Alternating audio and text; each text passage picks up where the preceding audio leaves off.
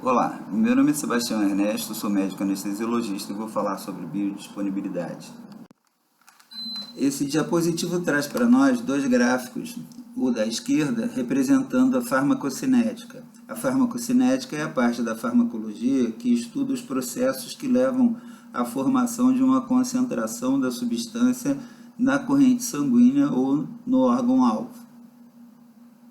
Ao longo do tempo, essa concentração vai sendo reduzida progressivamente, principalmente no início devido à distribuição, principalmente para órgãos ricamente vascularizados, e à medida que essa distribuição ocorre, outros fatores que determinam também a diminuição dessa concentração vão se tornando mais importantes, como a metabolização e a excreção. É dito de maneira simplificada que a farmacocinética estuda o que o organismo faz com a droga. À direita é visto outro gráfico, um gráfico sinusoidal representando a relação entre a quantidade de droga a qual o órgão-alvo é exposto e o efeito que essa droga gera atuando nesse órgão-alvo. À medida que a concentração ou a quantidade de substância entra em contato com esse órgão-alvo, o efeito vai sendo gerado, e quanto maior a quantidade de droga, maior a intensidade, o tamanho do efeito. Em geral, as drogas que são utilizadas vão produzindo um efeito gradativamente maior à medida que a quantidade de droga é aumentada, mas em geral ocorre um chamado efeito teto, efeito máximo gerado pela substância, onde mesmo depois do surgimento desse efeito máximo, o aumento da dose não consegue gerar aumento do efeito. É dito também, de maneira simplificada, que a farmacodinâmica é a ciência ou a parte da farmacologia que estuda o que a droga faz com o organismo. Nesse diapositivo também estão representados gráficos que se relacionam com a farmacocinética e com a farmacodinâmica, mas é possível ver no gráfico à esquerda que o desenho é diferente do gráfico da farmacocinética apresentado no diapositivo anterior. Naquele gráfico, a concentração máxima já é atingida de forma imediata logo após a administração da substância. Isso ocorre devido à administração intravascular, ou intravenosa ou intraarterial. Aqui ocorre um aumento progressivo da concentração até que ela atinge uma concentração máxima, o pico de concentração, e essa velocidade de ascensão vai variar de acordo com a via de administração e características físico-químicas da substância. Substâncias com peso molecular menor, mais lipossolúveis, menos ionizadas, são aquelas que apresentam uma ascensão mais rápida por uma absorção mais rápida. E assim, o pico de concentração é conseguido de uma maneira também mais rápida. E depois ocorre, da mesma forma que no diapositivo anterior, a diminuição dessa concentração. Essa diminuição ocorre por três motivos específicos, que são a redistribuição, a metabolização e a excreção. No momento inicial, a redistribuição é o mecanismo mais importante, o causador principal da redução dessa concentração da substância. À medida que ocorre uma redução no gradiente de concentrações entre os diversos tecidos, começa a reduzir a intensidade de redistribuição, e os outros dois mecanismos, a metabolização e a excreção, passam a ter mais importância. À direita é visto o gráfico da farmacodinâmica, o resultado da exposição do órgão-alvo a uma concentração de substância. É possível observar que existem duas curvas sinusoidais, uma verde e uma vermelha. A curva verde é aquela que acontece devido a uma determinada concentração ou quantidade de droga no órgão-alvo que gera um efeito, em geral, o efeito desejado. Ao aumentar-se a quantidade de droga em contato com o órgão-alvo, outros efeitos, em geral os efeitos indesejados ou os efeitos tóxicos, começam a surgir. Os efeitos iniciais desejáveis provocados pela dose ideal da substância representado pela linha verde, e os efeitos tóxicos representado aqui pela linha vermelha. A diferença entre essas duas concentrações é chamada de janela terapêutica. Portanto, a janela terapêutica é a diferença entre a menor dose capaz de gerar um efeito desejado e a menor dose capaz de gerar um efeito tóxico ou um efeito indesejado. Demonstrado de forma diferente, num gráfico diferente, as concentrações alcançadas para os efeitos enunciados na farmacodinâmica no diapositivo anterior. Temos então nesse gráfico uma linha horizontal tracejada, verde, que é representada pela dose mínima efetiva ou concentração efetiva mínima da substância administrada para um efeito desejado. Essa dose ela pode ser elevada em sua concentração até atingir a linha vermelha tracejada horizontal, que representa a dose ou a concentração tóxica mínima. Ali, a distância ou a diferença entre a concentração mínima efetiva para efeito desejado e a concentração mínima para efeito tóxico é chamada janela terapêutica. É possível ver no gráfico que a ascensão progressiva após a administração por uma via que não venosa, já que temos ali uma ascensão, uma elevação gradativa da concentração plasmática ou em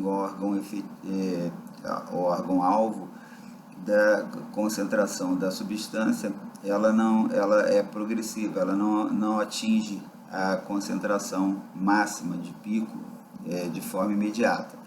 Portanto, é possível se inferir que essa foi uma administração por uma via que não é intravenosa. Ocorre, então, a elevação progressiva até que se atinge a linha verde, representante do efeito mínimo desejado, ou concentração efetiva mínima para efeito desejado, até que se atinge o pico no gráfico representado aqui por uma curva que não chega a alcançar a concentração tóxica mínima.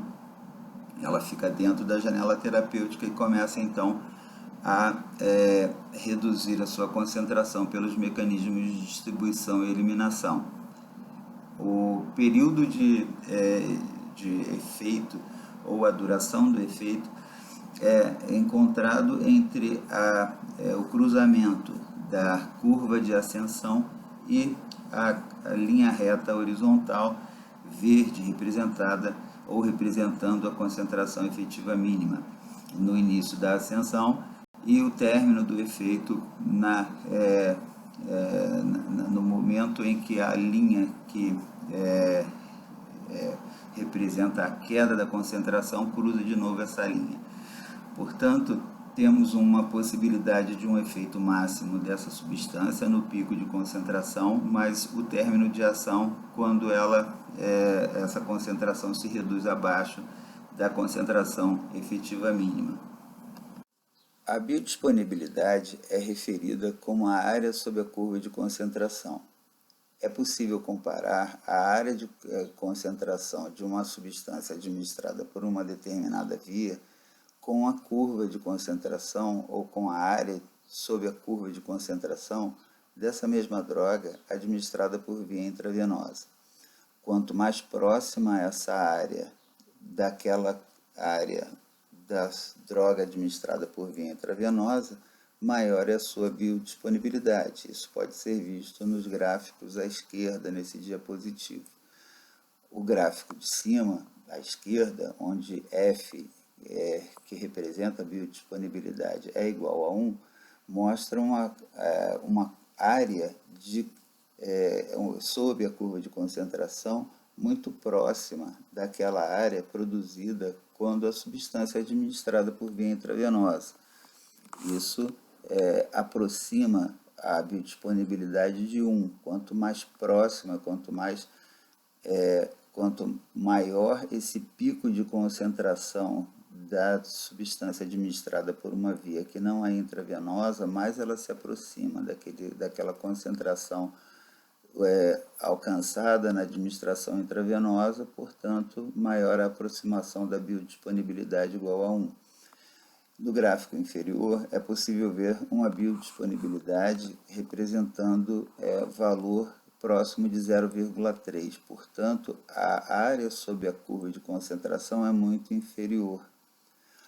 A fórmula que representa essa biodisponibilidade o que representa a área sobre a curva de concentração é igual à droga administrada pelo seu clearance. Se a administração é por via intravenosa, a fórmula é essa simples, é a droga administrada por via intravenosa dividida pelo clearance, vai resultar então na droga que vai na concentração que vai originar essa curva. Quando a droga é administrada por outra via, a fórmula acrescenta uma variável. Portanto, a área de concentração de uma substância administrada por outra via que não a venosa é igual à fração alcançada no órgão-alvo ou na corrente sanguínea, multiplicada pela dose da droga dividido pelo clearance. E a biodisponibilidade vai ser igual à divisão da área de concentração dessa substância administrada por outra via, que não é intravenosa, dividida pela área de concentração quando ela é administrada por via intravenosa, para que gere, então, a porcentagem de substância que alcança o órgão-alvo. Essa é a definição de biodisponibilidade em fórmula. Como foi dito, a administração da substância por via intravenosa vai gerar uma biodisponibilidade imediata de 100%. Não haverá necessidade de absorção por membranas, então não há perda dessa droga no processo de alcançar o órgão-alvo ou os líquidos que banham esse órgão-alvo. Na administração da substância por outra via, há uma série de fatores que podem aumentar ou diminuir esse grau de absorção, esse grau de biodisponibilidade. A primeira questão é a absorção da substância ou a difusão da substância através das membranas fisiológicas.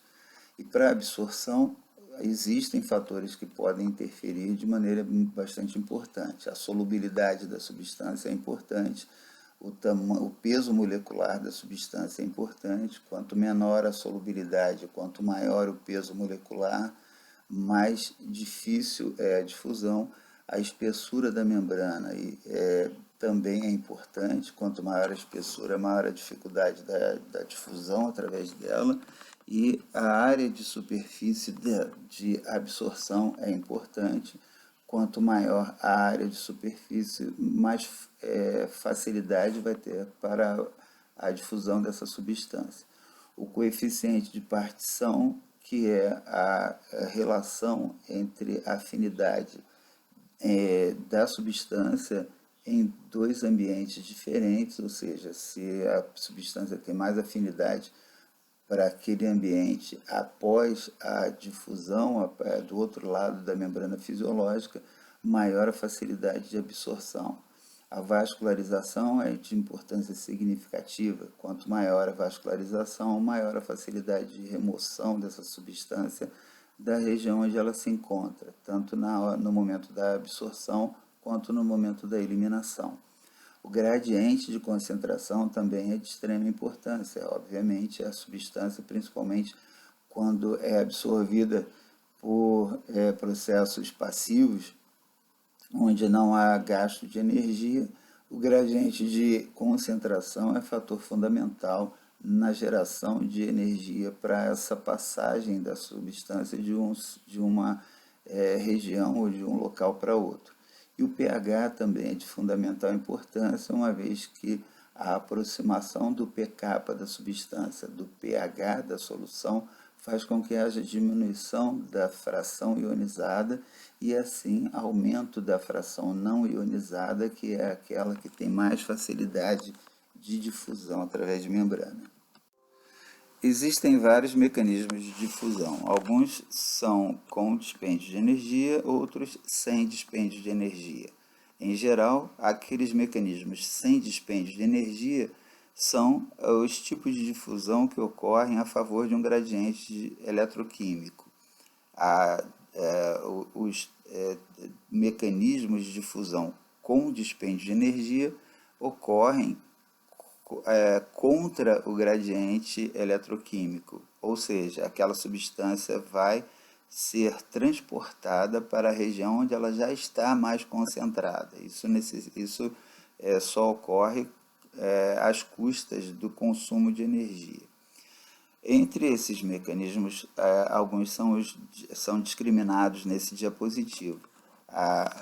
O exemplo número 1, a difusão passiva transcelular, é um exemplo de difusão que ocorre de uma substância de alta solubilidade, baixo peso molecular, não ionizada e que vai passar com facilidade através da membrana celular. Ela atravessa a membrana celular e vai atuar no interior da célula ou vai ser removida, né, no polo posterior, no polo contralateral dessa célula, para atuar em outras regiões. Existe também o transporte vesicular, representado aqui pelo número 2. A substância se aproxima e entra em contato com a parede celular, a membrana se invagina, forma uma vesícula e essa vesícula vai ser chamada de vesícula de pinocitose, se o conteúdo for líquido, ou de fagocitose, se o conteúdo for sólido. E a vesícula, então, ela se desprende da membrana celular, entra no interior da célula, onde essa substância vai ser liberada, ou ela pode também ser removida no lado contralateral dessa célula para atuar em outras regiões. Portanto, o transporte vesicular representado pelo número 2. No número 3, diferente do número 1, é a difusão passiva paracelular. São substâncias ainda menores, com peso molecular menor que 250 Daltons, que passam através da junção entre duas células, mas passam a favor de um gradiente de concentração, portanto, também é chamado de difusão passiva e sem dispêndio de energia. O número 4 aqui é a difusão facilitada. São substâncias que vão ser absorvidas a favor de um gradiente de concentração, mas elas têm dificuldade de passar através da membrana celular. Portanto, elas necessitam de uma proteína que facilite essa passagem. Essa proteína é chamada de carreador. São substâncias de alto peso molecular ou ionizadas ou substâncias muito pouco lipossolúveis e que assim necessitam dessa facilitação. Mas elas passam a favor de um gradiente de concentração e, portanto, são processos também sem dispêndio de energia. Ela pode facilitar essa passagem tanto para o interior quanto para o exterior da célula. E o transporte ativo é aquele que necessita de uma proteína que vai se ligar a essa substância, vai sofrer uma mudança conformacional e vai direcionar essa substância para o lado onde ela está mais concentrada, ou para dentro da célula ou para fora da célula, mas sempre em direção a uma região de maior concentração ou de maior concentração da substância ou concentração de carga semelhante a ela. Portanto, contra o gradiente eletroquímico, com dispêndio de energia. Essa proteína transportadora, ela é saturável, muito mais do que aquela proteína carreadora. E é importante o conhecimento de que esse tipo de transporte ele se satura à medida que há um grande aumento de substâncias a serem transportadas por esse mecanismo. De novo aqui, os exemplos de processos de difusão. À esquerda temos dois modos de difusão passiva. A difusão passiva simples, que é a passagem de substâncias através da membrana a favor de um gradiente de concentração, portanto, sem o gasto de energia e também sem necessidade de utilização de proteínas carreadoras ou transportadoras. Normalmente são substâncias que têm alta solubilidade, baixa ionização, baixo peso molecular e, portanto, têm facilidade de passar através dessa membrana. Algumas proteínas não têm essas características de facilitação de difusibilidade. Para isso, elas então vão utilizar as proteínas carreadoras. São proteínas que facilitam a difusão dessas substâncias através da membrana, sempre a favor do gradiente eletroquímico e assim sem gasto de energia.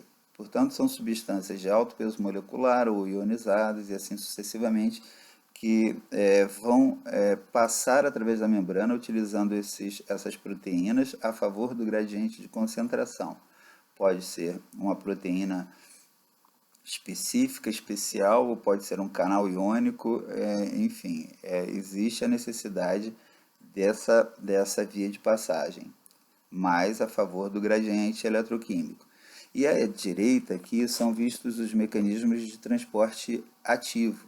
Existe o transporte ativo primário, onde há uma passagem da substância contra o gradiente eletroquímico, utilizando uma proteína chamada proteína transportadora, e que para executar essa passagem elas gastam energia. Esse é o chamado transporte ativo primário. E existe o transporte ativo secundário, que é subdividido em symporte e antiporte.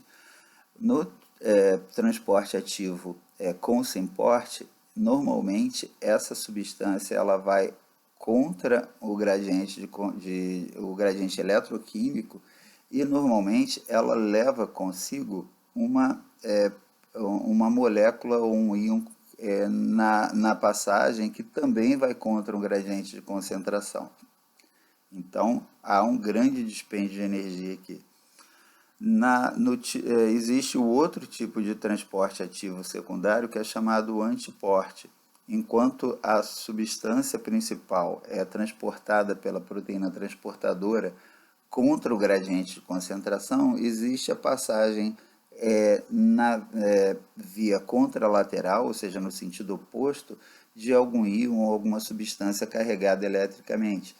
Portanto, no symporte, as duas substâncias são transportadas no mesmo sentido. E no antiporte, enquanto a substância é absorvida num sentido, a substância secundária ela é absorvida no sentido oposto. Essa via de processamento do antiporte, em geral, é com um consumo de energia um pouco menor, já que há uma compensação eletrolítica, onde a carga de substância que é absorvida nesse mecanismo de transporte ativo, ela tem a sua compensação pela perda naquela região para onde ela vai de uma carga semelhante. Portanto, há uma redução no consumo de energia nessa passagem quando comparado com o mecanismo de symporte. Outro fator importante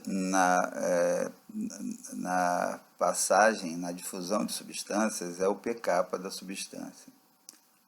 O pK ele se relaciona com o pH de modo que substâncias alcalinas ou básicas elas vão ter uma maior proporção de substâncias ionizadas quanto maior for o pH da solução.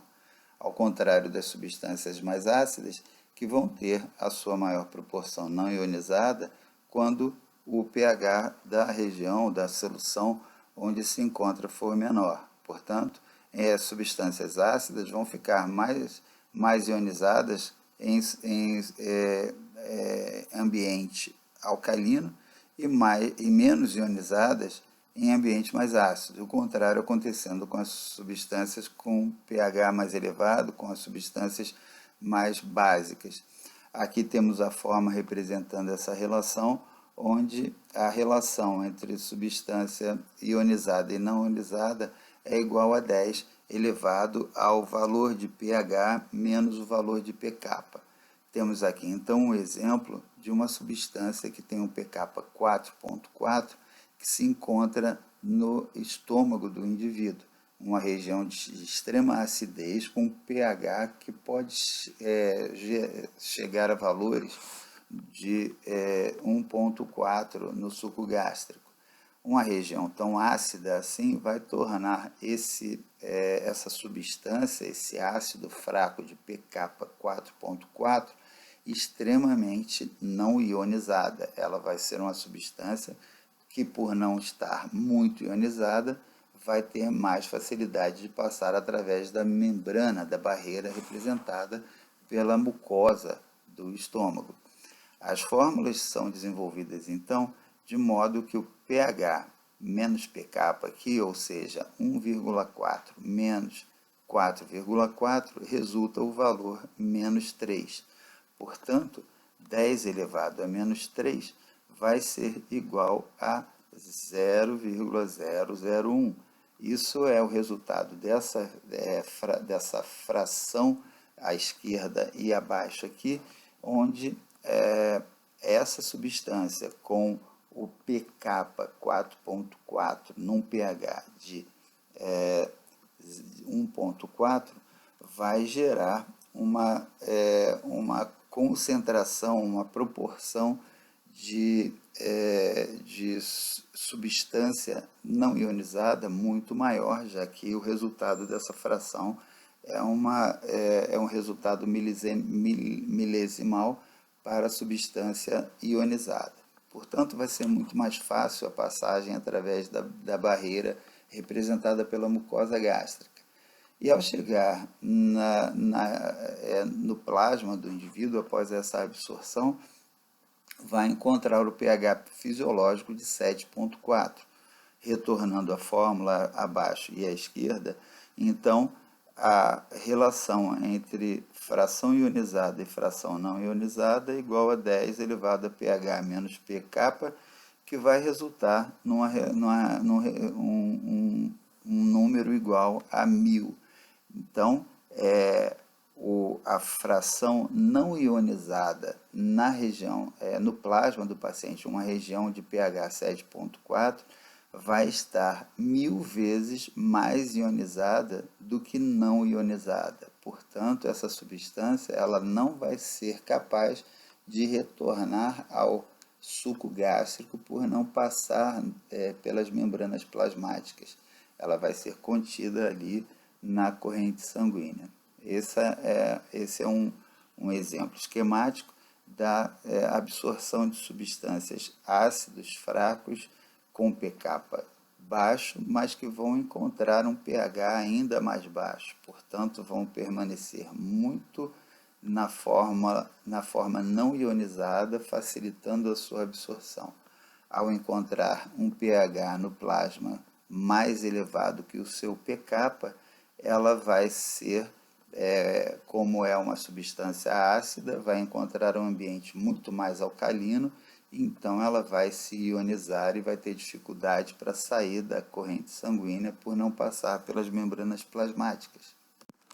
No diapositivo anterior foi demonstrado como o pK da substância ácido fraca pode favorecer a passagem da substância através da membrana ou da barreira representada pela mucosa gástrica, onde o pH é bastante reduzido.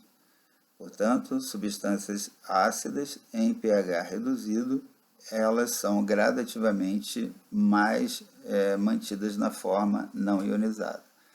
Aqui temos o exemplo oposto. Tomamos uma substância, uma base fraca com pK de 9,4 e essa substância, quando imersa em uma solução de pH muito reduzido, de novo suco gástrico, pH igual a 1,4, ela vai sofrer um grau de ionização bastante elevado. Vemos aqui a fórmula da ionização de substância base fraca, que é o inverso daquela da substância ácido fraco. Portanto, vamos ter um extremo grau de ionização e essa substância vai sofrer dificuldade de passagem de absorção através da mucosa gástrica. Tanto nesse como no exemplo do diapositivo anterior, é importante lembrar que, apesar do pKa ter essa interferência, o estômago não é um local de fácil absorção, devido à sua reduzida área de superfície de absorção e à espessura da membrana da mucosa gástrica, que é também bastante maior, desfavorável à absorção. Mas entre essas substâncias, a substância ácido fraca e a substância base fraca, o ácido fraco vai ser sempre melhor absorvido e bem melhor absorvido que uma base fraca. Esse diapositivo traz esse esquema mostrando algumas características importantes do aparelho digestivo a partir do terço inferior do esôfago. Temos aqui as áreas de superfície de absorção de cada região e o pH no paciente alimentado ou no paciente em jejum. São fatores importantes que podem aumentar ou diminuir a absorção de substâncias, dependendo da característica físico-química de cada substância e do tempo disponível para absorção em cada uma dessas regiões durante o trânsito do bolo alimentar e juntamente com a medicação no trânsito intestinal. É importante lembrar que há uma possibilidade de interação da substância administrada tanto com outras substâncias quanto com a própria alimentação do paciente. O intestino é a principal via de absorção dos medicamentos utilizados via administração oral. É uma superfície extremamente ampla de absorção, uma área de cerca de 200 metros quadrados, e a medicação ali depositada vai sofrer várias interações no processo de absorção. A difusão ela vai ser facilitada segundo alguns processos, como aqueles que acontecem ou no intestino ou na parede intestinal ou após a absorção na passagem pelo fígado, onde pode sofrer o metabolismo de primeira passagem. No intestino, a desintegração, a dissolução e a difusão proporcional dessa substância é de fundamental importância para a sua ação, se essa ação almejada é a nível sistêmico. Obviamente, substâncias que se desejam atuem no próprio intestino, ou seja, uma substância de ação local, ela deve sofrer baixa difusão, ela não deve ter uma ação sistêmica. Após a dissolução da substância e a sua difusão, ela na parede intestinal pode sofrer um de vários processos possíveis. Os principais são o próprio efluxo, a devolução da substância à luz do intestino, ou a metabolização na própria parede intestinal, onde vários são os processos possíveis, tanto metabolização de fase 1 quanto de fase 2. E uma parte dessa substância que é absorvida, que não é metabolizada e nem sofre efluxo, vai então cair na circulação porta, de onde pode seguir para a circulação sistêmica, mas uma parte, em geral, passa pelo fígado, onde pode sofrer tanto o metabolismo quanto a excreção biliar, voltando ao intestino, de onde pode repassar por todos os processos descritos anteriormente ou simplesmente ser eliminado no bolo fecal. Dessa forma, então, a medicação administrada por via oral segue o tubo digestivo, sendo, com exceção daquela que é administrada para absorção sublingual, que segue uma absorção quase imediata, diminuindo bastante o metabolismo de primeira passagem, já que essa medicação que é absorvida por via sublingual, ela não passa pelo sistema porta, ela cai direto na circulação via cava superior, então segue a circulação sistêmica. Então, a biodisponibilidade vai depender da facilidade de absorção por essa via. Quanto mais solúvel, quanto menor o peso molecular, maior a absorção por via sublingual, quando o preparado é adequado para isso. e não, além de não sofrer a metabolização de primeira passagem, não vai sofrer as etapas que vamos comentar agora para as drogas que são administradas para administração no tubo intestinal. Então, as drogas que são assim administradas por via oral sofrem esse trajeto, caminham por esse trajeto, passam pelo estômago. Lembrando, no estômago há uma maior facilidade de absorção das substâncias mais ácidas, embora essa absorção ainda seja muito limitada devido à pequena área de superfície de absorção, além da espessura da mucosa gástrica, que também limita essa difusão. Chegando ao intestino, as drogas administradas na forma de comprimidos ou cápsulas devem sofrer desintegração, dissolução para facilitar a sua difusão. A parte que não é absorvida segue para ser eliminada nas fezes, e uma parte ainda sofre a metabolização por bactérias intestinais, dependendo da substância e do seu perfil farmacológico, seu perfil físico-químico. A necessidade, então, de desintegração e dissolução, obviamente, faz com que aquelas que não sofrem esse processo sejam eliminadas, então, e faz parte da perda daquela massa administrada, que vai diminuir a biodisponibilidade. O que é absorvido pela parede intestinal vai sofrer também algum grau de retorno à luz intestinal de novo. Uma parte ainda pode ser metabolizada na própria parede pelas células intestinais. Os enterócitos participam ativamente na metabolização de um sem número de drogas administradas por via oral, e então o que é metabolizado ou o que é retornado à luz intestinal também vai reduzir a massa absorvida e assim a biodisponibilidade. Após a absorção para a parede intestinal, essa permite a absorção e a difusão também para a corrente sanguínea, caindo a grande parte da medicação absorvida no sistema porta. Uma parte segue pelo sistema vascular e uma parte segue para a circulação hepática via sistema porta e é metabolizado no fígado. Uma parte ainda que é absorvida pelo fígado, que é metabolizada, ou dependendo da característica físico-química da substância, ela pode também já ser eliminada diretamente via excreção biliar, que retorna então para a luz intestinal para ser eliminado nas fezes ou para sofrer de novo esse ciclo de reabsorção no ciclo hepático, que faz com que alguma quantidade de droga possa ser reabsorvida novamente e sofrer todo esse processo. Tudo isso contribuindo, mais uma vez, para a queda da massa de substância administrada, que vai, consequentemente, se somar na perda de biodisponibilidade. E o que sobra disso tudo, que não é metabolizado, então cai na corrente circulatória já para ser distribuída pelo organismo e exercer seus efeitos desejados ou não, dependendo da dose administrada, da concentração atingida.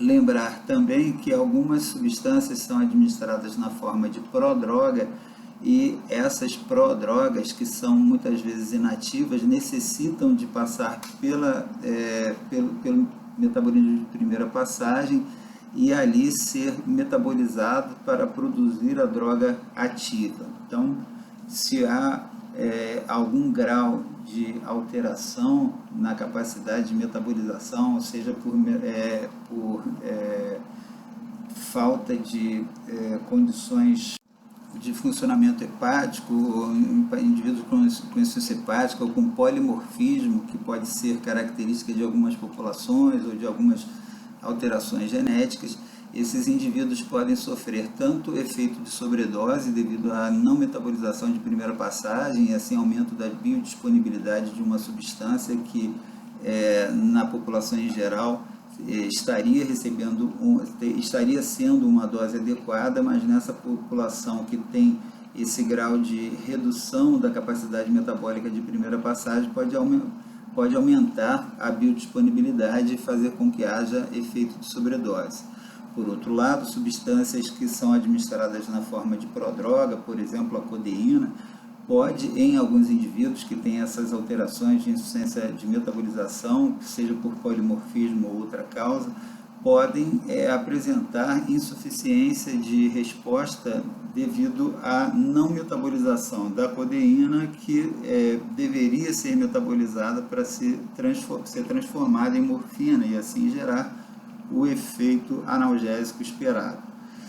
Essa é uma explanação simples e esquemática para a esperada absorção ao longo do tubo digestivo e assim, consequentemente, a maior ou menor biodisponibilidade de acordo com o funcionamento desse intestino e de acordo com as características dessa substância, que pode ter um perfil de maior ou menor metabolização hepática, por exemplo. Existem também algumas alterações causadas por alterações da anatomia do aparelho digestivo, seja por cirurgia de bypass, como acontece em algumas técnicas cirúrgicas para resolução de problemas relacionados a... Novamente, aqui a representação esquemática da droga que transita pelo tubo digestivo, sendo então absorvida a nível de tubo digestivo, a nível a partir da luz intestinal, ou sendo uma parte dessa droga administrada sendo eliminada nas fezes. Lembrando sempre que muitas vezes administramos drogas para ação localizada ali no tubo digestivo e não esperamos nessa situação que essa droga seja absorvida. Mas, em geral, substâncias com o efeito esperado sistêmico, elas são programadas ou fazem parte do planejamento de absorção para esse efeito sistêmico. Então, uma parte daquela substância da luz intestinal passa a ser absorvida pelas células da parede intestinal, podendo ali ser retornada ou não para a luz intestinal. Uma parte pode sofrer metabolismo dentro dessas células dos enterócitos, das células intestinais, e sendo ou não metabolizada ali, ela pode ser absorvida para a luz dos vasos sanguíneos, assumindo a circulação porta, a partir da qual ela pode seguir pela circulação sistêmica em parte, e uma parte seguir pela absorção hepática, onde nos hepatócitos ela deve ser metabolizada ou não, dependendo da característica daquela substância e do perfil de metabolização que ela tem em relação à atividade hepática. Uma parte ainda dessa ou de outras substâncias é eliminada através da bile, que vai então fazer com que ela seja encaminhada de volta ao tubo digestivo para ser eliminada nas fezes ou reabsorvida, dependendo da característica físico-química dessa substância. As substâncias que são reabsorvidas após a eliminação pela via biliar, elas são ditas participarem do ciclo enterohepático. E essas passagens através das membranas sofrem a ação ou utilizam muitas vezes um sem número de proteínas de membrana que servem como proteínas carreadoras ou proteínas transportadoras, como foi dito anteriormente. Ao serem absorvidos, como foi dito, pelo enterócito, essas substâncias podem passar pelo metabolismo de primeira passagem intestinal e sofrerem então a metabolização tanto da fase 1 quanto da fase 2, a fase 1 principalmente representada pela metabolização pelo citocromo P450, sua isoenzima CYP3A, que participa em 80% da metabolização de substâncias que passam por ali. Ainda temos outras isoenzimas que podem participar dessa metabolização de primeira fase ou de fase 1, e existem outras enzimas capazes de atuar ali com a metabolização da fase 2, que é a metabolização de conjugação, que pode acontecer tanto uma quanto outra, de diminuir a biodisponibilidade da substância administrada. Existe ainda a possibilidade de redução dessa biodisponibilidade por interação com o medicamento, que eventualmente esteja associado no intestino, interação com alimentos. Existe, como foi dito também, a possibilidade de alterações do trânsito intestinal interferindo na velocidade e na capacidade de absorção, dependendo do tipo de bypass e do tipo de substância. Isso pode ser bastante significativo. E o polimorfismo, que pode contribuir com a alteração do status metabólico desse paciente, que muitas vezes apresentam incapacidade ou redução ou até aumento da capacidade metabólica de algumas enzimas. A flora intestinal ainda pode contribuir de maneira significativa, atuando como agentes metabolizadores de drogas, ativando algumas prodrogas, como por exemplo a lovastatina, ou inativando outras drogas, como por exemplo a digoxina, através do processo de hidrólise. Também podem promover a redução de algumas substâncias, ativando a sulfasalazina, por exemplo, ou alterando a biodisponibilidade de alguns compostos do grupo nitro. Há também uma grande importância na atuação da flora intestinal na modulação do metabolismo, tanto do intestino quanto do fígado. Resumindo então, a biodisponibilidade é a fração da droga administrada que alcança o órgão-alvo ou o líquido biológico em contato com ele. As drogas administradas por via intravascular, seja venosa ou arterial, têm a biodisponibilidade de 100%, já que vão se encontrar na sua totalidade na circulação sanguínea, tendo então a possibilidade de atingir o órgão-alvo. As drogas administradas por outras vias podem sofrer redução da massa que alcança o órgão-alvo devido a interferências com absorção, metabolização de primeira passagem, entre outros, como foi visto anteriormente. O propanolol, por exemplo, é uma substância que tem alta metabolização de primeira passagem, portanto, a dose administrada por via oral é extremamente maior do que a dose administrada por via venosa. E a dose da substância deve sempre levar em consideração tanto o clearance quanto aquela concentração no estado de equilíbrio que se deseja alcançar. A concentração no estado de equilíbrio é alcançada após a administração da droga em doses repetidas ou em infusão contínua após 4 meias-vidas dessas substâncias. Substâncias que necessitam atingir rapidamente concentrações efetivas, como aquelas utilizadas em arritmia e em anestesia, muitas vezes necessitam de uma dose de ataque. Essa dose de ataque deve levantar a preocupação em relação à possibilidade de risco de efeitos adversos. Algumas substâncias utilizadas assim em anestesia são a dexmedetomidina e o propofol.